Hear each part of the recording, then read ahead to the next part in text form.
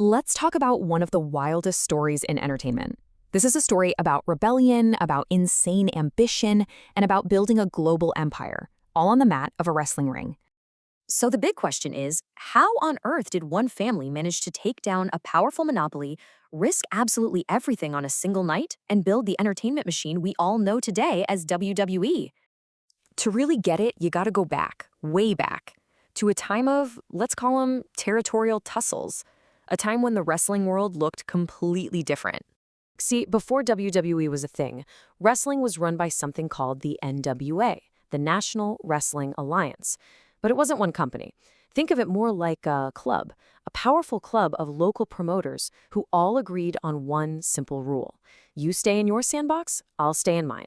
They literally carved up the country into territories, and together they decided who got to be the one single recognized world champion. And let me tell you, this system was tight. As wrestling historian Tim Hornbaker called it, this was the untold story of the monopoly that strangled pro wrestling. If you stepped out of line, you weren't just punished, you were out of the business. It was that simple. But right in the middle of all this, in the super valuable Northeast Territory, something new was brewing. It started with a boxing promoter, Jess McMahon, and a wrestling genius named Toots Mondt. In 1952, they created the Capital Wrestling Corporation, or CWC. And that was the seed of what would one day become WWE. But after Jess McMahon passed away, things started to go south under Toots Mondt's watch. The booking agency went belly up, which meant wrestlers weren't getting paid. Promoters were losing their shirts. The whole Northeast Territory, the crown jewel, was about to completely fall apart. And that's when Jess's son, Vince McMahon Sr., had to step in and save the whole operation. And Vince Sr. didn't just save it, no. He set it on a collision course with the entire system.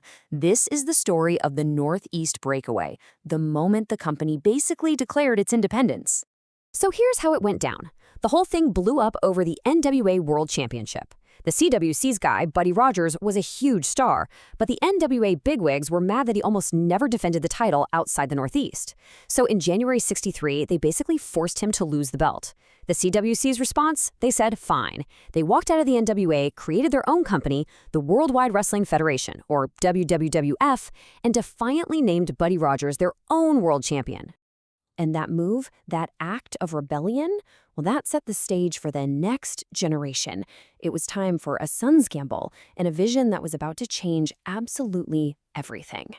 Flash forward to 1982, Vince McMahon Jr. buys the company from his dad. And his vision, well, it was the complete and total opposite of the old territory system his father helped create. He wasn't happy with just the Northeast. He wanted to go national. He wanted the whole country. Now, you have to understand, to the other promoters, this was basically treason, a declaration of war. And to fund this crazy national expansion, Vince Jr. bet everything. He poured every single cent the company had into one giant, spectacular event. It was a true all-or-nothing gamble. If it failed, the company was finished. That plan was called WrestleMania, and the strategy behind it was pure genius. First, don't just target wrestling fans. Go for a mainstream audience. Second, create something called the Rock and Wrestling Connection by teaming up with the hottest thing on cable, MTV.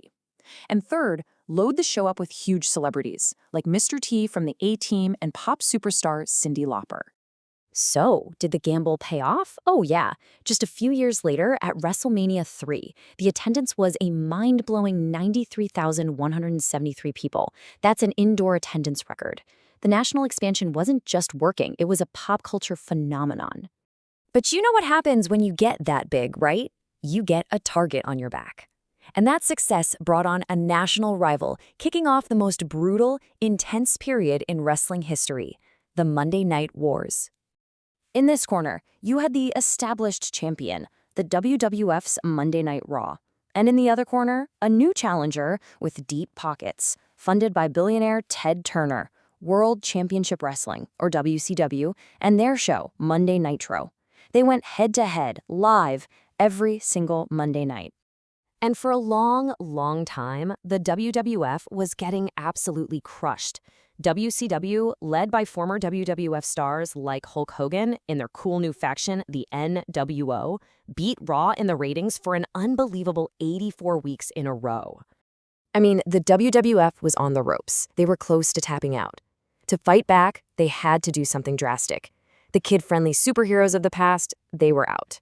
The whole game was about to change, with a serious change in attitude. This was the Attitude Era. It was like an explosion of everything edgy and real. They had a new arsenal. The beer-swilling anti-boss rebellion of Stone Cold Steve Austin, the million-dollar charisma of The Rock, Vince McMahon himself playing the evil Mr. McMahon character, and storylines that felt way more gritty and true to life. And it worked. Man, did it work. The WWF's ratings shot through the roof. WCW just couldn't hang. And then, on March 23, 2001, the war was over. The WWF didn't just win, they bought the competition. The rivalry was done. So, with the competition officially, well, gone, the company shifted gears. It was time to stop fighting and start building a truly global empire. With no one left to fight, the company completely remade itself. Back in '99, it went from a private family business to a publicly traded company on the stock market. Then, in 2002, it officially became World Wrestling Entertainment. And by 2008, with no real competition left, it shifted its whole vibe back to a more family-friendly PG product. Okay, but why the name change from WWF to WWE? You'd think it was some big marketing decision, right? Nope. And one of the most bizarre stories ever, they got sued by the World Wildlife Fund, the panda people, over the initials WWF. And they lost. It actually forced them to rebrand, and they launched this hilarious ad campaign with the slogan, "Get the F out." So just think about that journey, from one little territory in the Northeast to a global media giant, from breaking away from a monopoly to, well, becoming one. The McMahon's gamble more than paid off. It changed the entire landscape of entertainment. So the only question left is, after conquering the entire world of wrestling, what's the next territory for this entertainment empire to invade?